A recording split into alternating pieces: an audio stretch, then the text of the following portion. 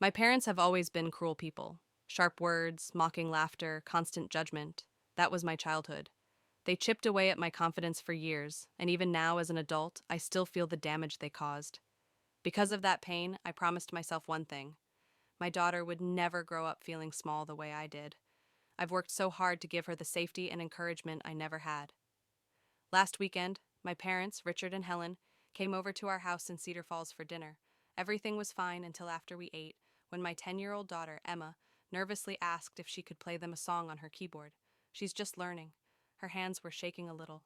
She missed a few notes, but she was brave enough to try. That should have mattered. Instead, the second she finished, they laughed, not a quiet chuckle, full, cruel laughter. Helen smirked and asked if that was the first time Emma had ever touched a keyboard. Richard wiped tears from his eyes and said our dog could have played it better. I watched my daughter's face fall. That look, confusion, embarrassment, shame, I knew it too well. I had worn it my entire childhood. Something inside me snapped. I stood up and told them to get out of my house, right now. I'd never spoken to them like that before, and they froze.